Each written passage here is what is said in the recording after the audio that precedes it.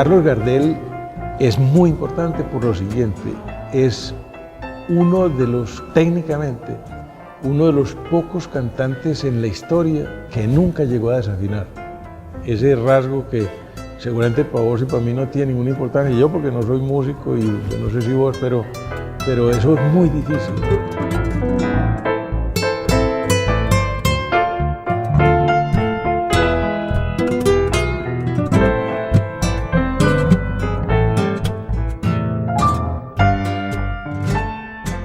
Él cogió lo que el hombre común y corriente de la ciudad, porque el tango es un fenómeno fundamentalmente citadino, quería decir. ¿Qué dice un hombre común y corriente? Que está enamorado de una mujer que generalmente no lo quiere, que lo abandonó, que hay que pegarle una puñalada, todas estas cosas, pero lo hizo con una donosura extraordinaria, utilizando un lenguaje que en la misma Argentina es medio despreciado, que es el lunfardo. En mi opinión es de las cosas más lindas que existen y eso lo hace un hombre sobresaliente.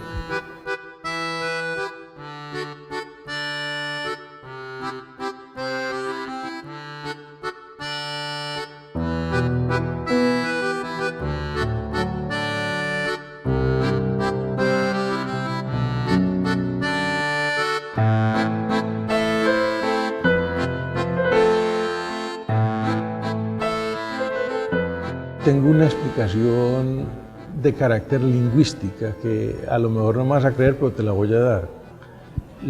Hay apenas 2 o 3 conjuntos humanos que utilizan al hablar como segunda persona el vos.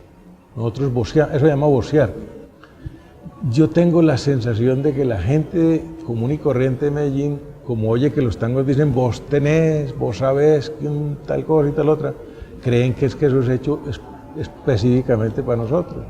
Y efectivamente el voceo es la forma de, cuando vos decís tú, incluye para mucha gente la clase baja es hasta ofensiva, ¿cierto? A uno le dice tú a una persona y le dice a mí no me tutee, tenga donde me respuesta, que debería al revés, ¿cierto? El vos tiene un carácter como igualitario.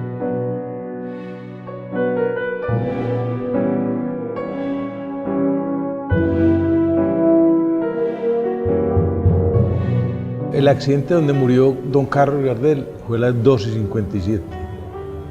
A las 3 de la tarde habían hecho ya una llamada a los bomberos del centro de la ciudad, pues donde están los bomberos, han estado en el mismo sitio siempre, y en 10 minutos ya estaban en el aeropuerto.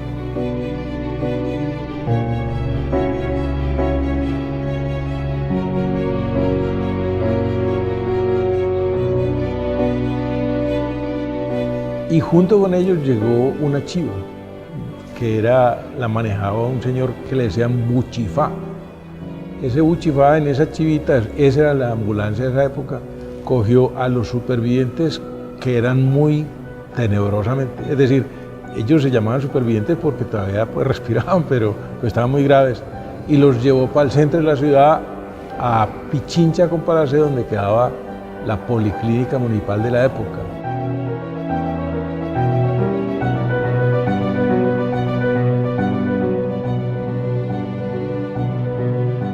Cuando dieron la noticia, yo salí corriendo de la casa que yo vivía ahí en Sucre, entre Ayacucho y Pichincha.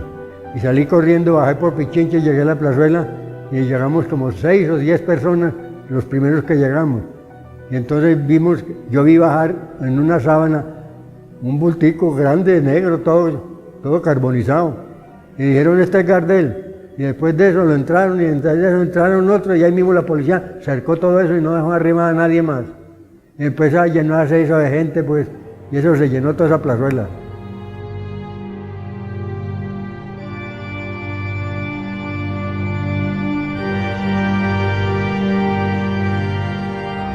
Decía José María Aguilar, uno de los guitarristas de Gardel, que era tanta la gente que prácticamente él temió que no lo dejaran siquiera entrar, porque él dice que calculaba por lo menos 20.000 personas viendo eso. Finalmente pues lo revivieron a todos y allá descubrieron otra cosa aún más grave, y era que la policlínica no estaba preparada para atender una catástrofe de esas condiciones. Afortunadamente, médicos de buena voluntad privados se ofrecieron a atender a la gente. Hay una clínica, y esto vuelvo y repito, no es muy claro, porque algunos libros dicen que las Mercedes, otros dan otros nombres, pero yo en este momento no las recuerdo, se ofrecieron para atenderlos. A Carlitos Gardel no le tocó que lo trajeran para allá porque él ya estaba muerto, pero sí lo trajeron a la morgue. Pues en la época no llamaba la morgue, no digamos mentira, al anfiteatro del San Vicente de Paúl, un sitio, digamos, donde yo estudié porque yo hice medicina allá.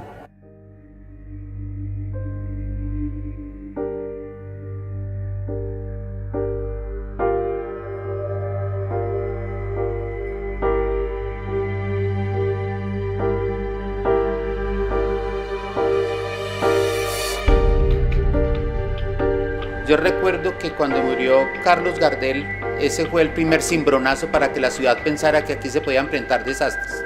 Eso abrió, hoy podemos hablar con el tiempo ya a distancia, algunas ideas para que había que desarrollar y de verdad tener una policlínica ya en forma.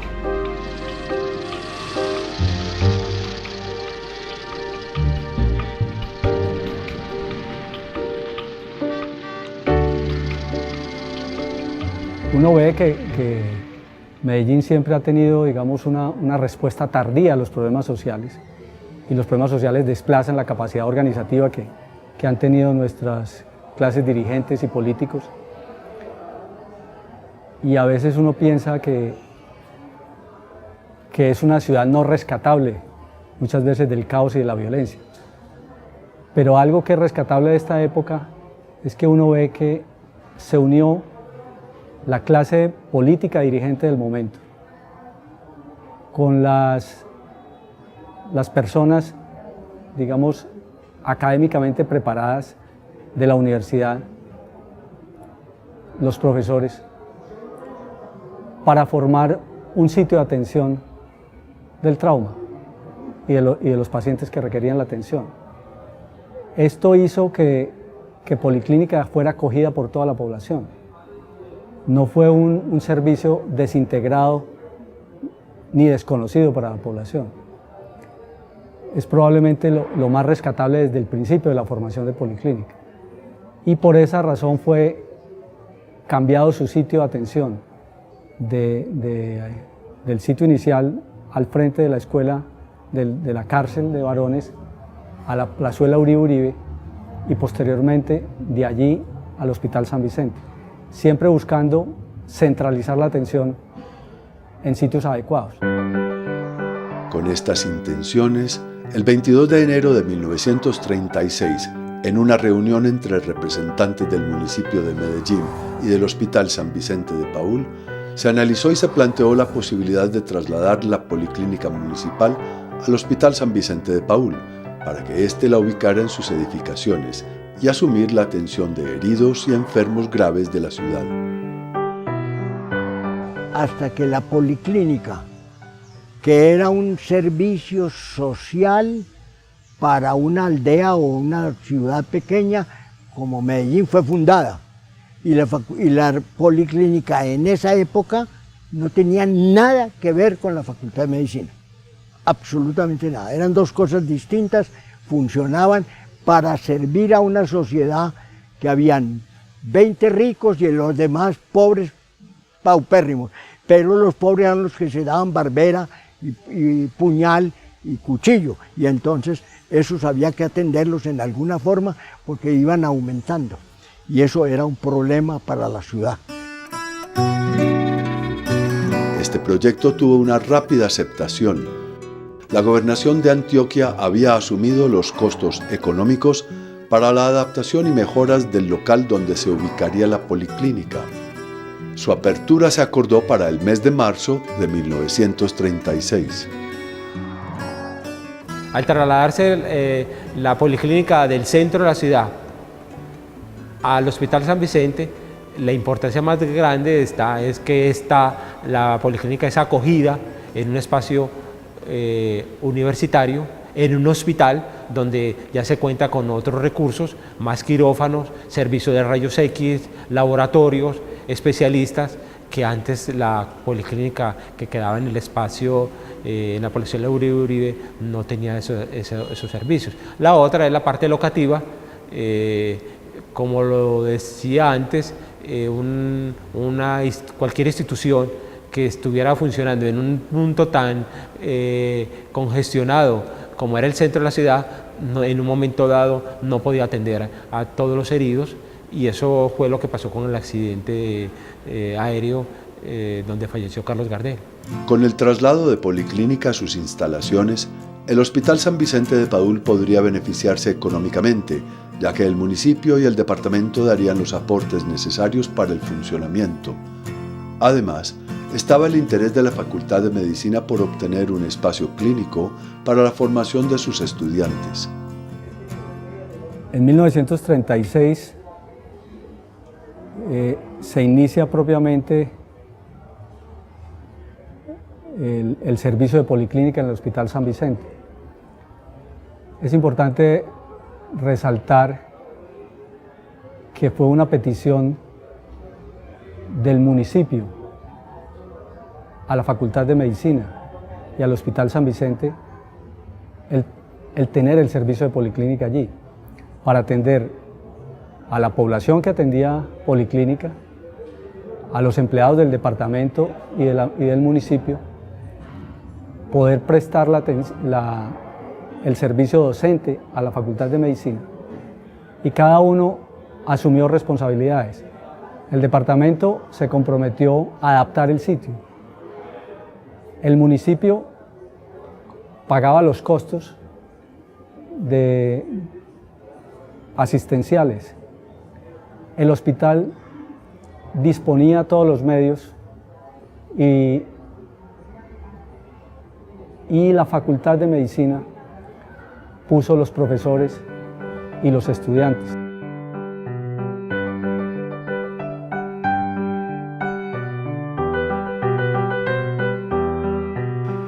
Estudié medicina en la Facultad de Medicina de la Universidad de Antioquia. Terminé mis estudios en el año de 1942. Estamos hablando de hace 70 años. En el último año hicimos internado y nos tocó dentro del internado hacer mucha experiencia en lo que se llamaba entonces la Policlínica Municipal, que quedaba situada en el sótano o el sector de lo que se llamaba en el hospital en ese entonces media pensión. Era el único servicio de emergencias que existía en Medellín. Allá atendíamos a todo el mundo. En 1937, el decano de la Facultad de Medicina y Ciencias Naturales de la Universidad de Antioquia, Martiniano Echeverry, resolvió que los estudiantes de sexto año hicieran turnos de permanencia en calidad de internos por periodos de 15 días en la policlínica y en el servicio de urgencias.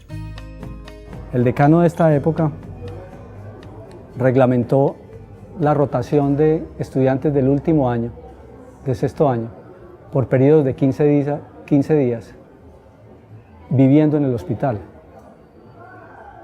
Un servicio de internado rotatorio por policlínica. Esta confluencia de todos estos actores, de la dirigencia, digamos, política de ese momento, del Hospital San Vicente, de la Facultad de Medicina, fue lo que propició de que en este sitio se diera el gran vuelco a la medicina de esa época y el posterior desarrollo que vamos a ver, que es lo que fundamenta a Policlínica como la escuela médica por excelencia de la Facultad de Medicina de la Universidad de Antioquia. Yo podría hablar de una escuela aquí en Antioquia por los libros que se han publicado, todo eso de fundamentos de medicina interna, libros de otras especialidades, el libro del CIV, todo eso retrata una experiencia de médicos, de profesores de muchos años que aprendieron, que aplicaron, que enseñaron, que renovaron y que analizaron, y que todo eso que queda de la enseñanza posiblemente lo vertieron en esos libros porque había una escuela, una tradición, una experiencia, unas técnicas, un saber con una característica. Nosotros vivíamos aquí en Antioquia y todavía como una ínsula dentro de la montaña, como se decía antes. No había carreteras, vías de comunicación, entonces nosotros nos volvimos muy prácticos en equipos, en inventar cosas, en soluciones muy propias porque no había tiempo de nada, y eso nos fue creando una forma de ser práctica. Y las personas que tuvieron la oportunidad de estudiar en el exterior, transfirieron sus aprendizajes y como no tenían todos los elementos, por lo menos tenían las ideas y las técnicas para aplicarlas aquí e inventarlas a la manera. Yo creo que eso fue formando una escuela un poquito aislada tal vez de los otros, pero también nos unió y empezamos a hacer unas conexiones más horizontales que verticales. Aquí los médicos nos relacionamos con los alumnos, con los profesores, nos sentamos a la misma mesa, discutimos las mismas técnicas y no esa distancia que hay allá. Eso también hace una escuela más amigable, más cercana, más personal, más individual, y una cosa muy interesante, el trabajo en equipo que no se ve en otras escuelas. Eso también hace una escuela paisa. Por el Acuerdo Municipal número 44 del 21 de marzo de 1936, se estableció un contrato para que el hospital atendiera los casos de accidentes y de urgencias que se presentaran en Medellín. El hospital se comprometía además a instalar un servicio científico de ortopedia y cirugía de urgencias. También se obligaba a atender a los empleados y obreros del municipio. La clínica era un sótano del Hospital de San Vicente, un edificio no construido específicamente para eso, simplemente adaptado con camillas y no más. Existía un servicio de rayos X, pero muy alejado, y se usaba relativamente poco. Fue fundamental para la formación de los estudiantes y de los médicos graduados que estaban haciendo sus rotaciones en las distintas clínicas, un espacio docente y asistencial como la policlínica. No se puede concebir la formación de un médico si no ha rotado por un servicio de atención de heridos y de enfermos graves. Eso lo prestaba esa policlínica, que inicialmente atendía de una forma indiscriminada todo tipo de enfermos, heridos, niños, maternas, adultos, en un espacio reducido, pero ese fue el principio, un principio que de alguna forma generó una escuela, como se verá más adelante en la escuela, pensamos en la escuela quirúrgica de Antioquia, pero fue ese espacio, el espacio policlínica municipal, el que posibilitó una formación de generaciones de médicos con una mirada clínica médico-quirúrgica que hace del médico de la Universidad de Antioquia y de otras universidades, porque estos médicos después entran a ser partícipe de otras universidades de la ciudad, pero es la escuela quirúrgica de Medellín que se forma en un espacio de trauma, como fue la Policlínica Municipal. Gil J. Gil había soñado con un servicio de policlínica como espacio clínico y universitario en la formación de los estudiantes de medicina. Él fue decano en el año 1928 a 1930. Era una etapa muy interesante, pero también muy primitiva en el desarrollo de nuestra medicina. No había unos laboratorios adecuados, no habían profesores suficientes, quizá no era bien mirada la facultad por todas las falencias que tenía, y él se propuso mejorar eso. Y en el año 1928 propuso traer unos laboratorios de Francia para los laboratorios de fisiología. Ese equipo vino, pero solamente el doctor Antonio Ramírez más adelante, unos años, 6, 7 años después, empezó a utilizarlos. Pero eso demostraba el cambio que quería con la Facultad de Medicina.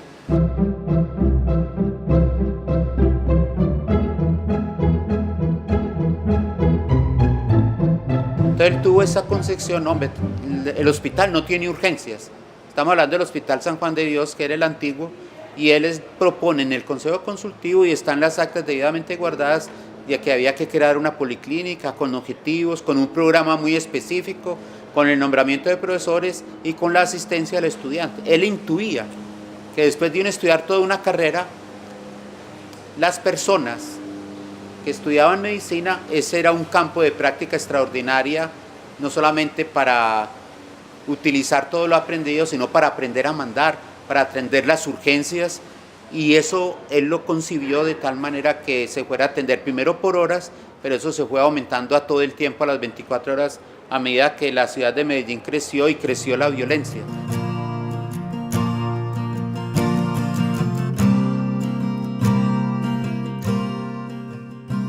Otra cosa interesante de Gil J. Gil fue que empezó a llevar estadísticas de todo. Si uno ve los cuadros, nombre del paciente, fecha de la operación, la edad del diagnóstico, tipo de cirugía, tipo de anestesia y complicaciones. De tal manera que cuando hablamos del Gil J. Gil, tenemos toda una información de primera mano de lo que escribió, de lo que dejó, y tuve la oportunidad, como les decía ahora, de leer las actas del Consejo Consultivo de la Facultad de Medicina de 1920 a 1933, donde Gil J. Gil aparece dando permiso a los estudiantes, haciendo concursos, haciendo publicaciones, dando conferencias, presentando estos programas que yo les dije. Y a medida que uno va leyendo sobre toda esta temática de la medicina antioqueña, Gil J. Gil va creciendo y va teniendo una influencia extraordinaria.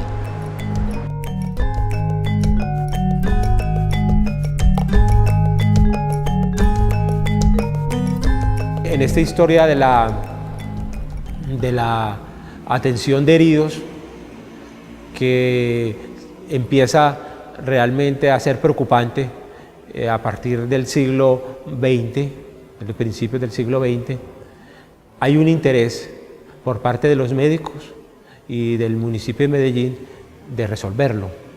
Las respuestas son lentas, pero se dan, y hay desde el médico municipal a la policlínica ya en el San Vicente, que eso se da en 30 años, es un adelanto importante para la atención de los heridos y de los enfermos de la ciudad. Todos los heridos de Medellín, por cualquier concepto, acababan en la policlínica municipal. Las clínicas particulares no tenían servicio de emergencia. El que no pasaba por policlínica no era buen médico y se acabó. Los otros eran todos teóricos, todos teóricos. Allí ensayamos la primera sulfa que vino a Medellín. La ensayamos en policlínica, que se llamaba Prontosil rubrum, que era una sulfa de color rojo, en una ampolla. Y la ensayamos allí en policlínica. Magnífico resultado. Allí se ensayaban las cosas que llegaban nuevas de drogas. Ahí se ponían. Y ahora actualmente, ya más tarde, mucho más tarde, se ensayó la penicilina en la policlínica. Luego que la policlínica se fue chupando la Facultad de Medicina. El que quería ser buen médico, que tenía que ir para afuera, para un pueblo, tenía que llevar muy buenos conocimientos. Sabía manejar un portagujas, sabía suturar una herida, sabía usar algodón, que se conseguía en todas partes, hilo de algodón. Policlínica ha estado ligada a la historia de Medellín, una historia, por lo demás, convulsionada y llena de sucesos infortunados que han marcado a una ciudad y a su gente.